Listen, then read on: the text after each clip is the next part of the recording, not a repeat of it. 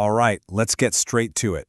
We're going to tackle one of the most important parts of your A-level economics paper, that 8-mark essay. Think of this as your definitive game plan, your blueprint to absolutely nail it every single time. You know the feeling, right?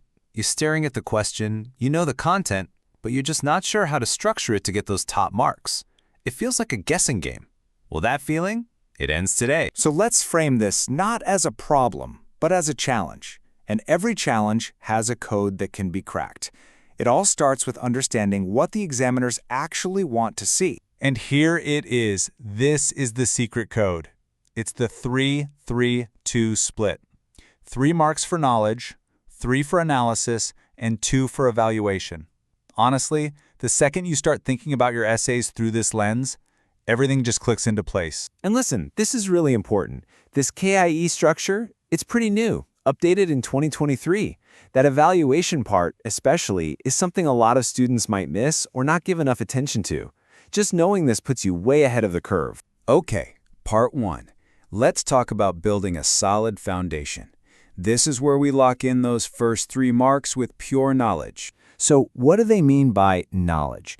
It's the core stuff, giving a crystal clear definition, writing out a formula correctly, or listing key characteristics. A perfect example is on a diagram.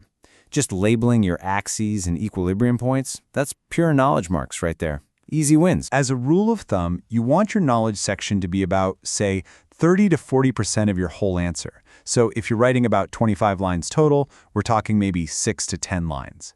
The goal is to be sharp and to the point, not to waffle. And this is the key takeaway from examiners. It's not about just dumping a list of 3 random facts you memorized. It's about showing you get it. For example, don't just define a production possibility curve. Go one better. Briefly mention the assumptions behind it. That shows a much, much deeper level of understanding. So, our foundation is solid. Now it's time for part 2, analysis. This is where we start connecting the dots and really start thinking like an economist. Analysis is all about explaining the how and the why. You're building this beautiful chain of logic, taking the examiner by the hand and walking them from one point to the next. You can't just jump to the conclusion, you have to show them the path, step by step. I mean, look at this slide. It's a perfect example of what a chain of analysis looks like. See how it doesn't just say, a tax cut increases demand? No way. It walks you through it.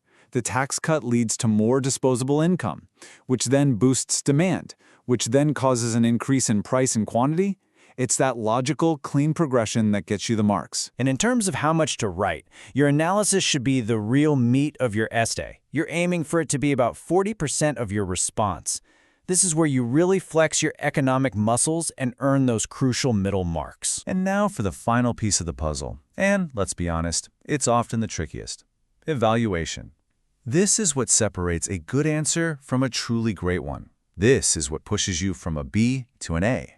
It's how you grab those last 2 top-tier marks. So, let's be really clear. Evaluation is not just a summary at the end. It's about making a judgment call. It's where you show you're thinking critically, challenging assumptions, looking at things from different angles. You're basically showing the examiner that you understand the biggest secret in economics. The answer is almost always, it depends. So, how do you know when you're supposed to evaluate? Well, the question itself will basically wave a giant flag at you.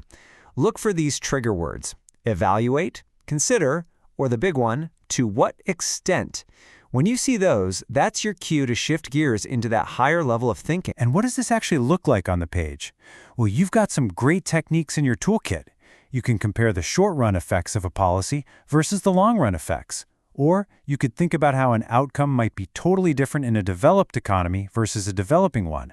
Maybe talk about the size of the effect or how important it is compared to other things. It's all about that nuance. Okay, we've cracked the code. We've examined all the components. Now let's put it all together into one final, actionable blueprint that you can take with you right into the exam hall.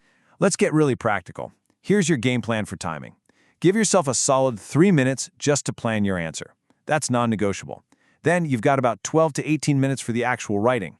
You're aiming for a tight, powerful 20 to 25 lines. This discipline is what stops you from getting bogged down and running out of time. So here it is, your winning checklist.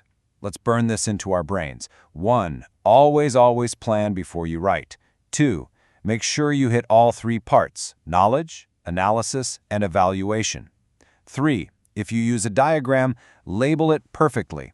And 4. Be ruthless with your time. Stick to your limits. If you can do this, you're on a clear path to success. So there you have it. That's the complete blueprint. The 8-mark essay isn't some big mystery anymore. It's a structure, it's a tool, and now it's in your hands. The only question left is, what question are you going to conquer first?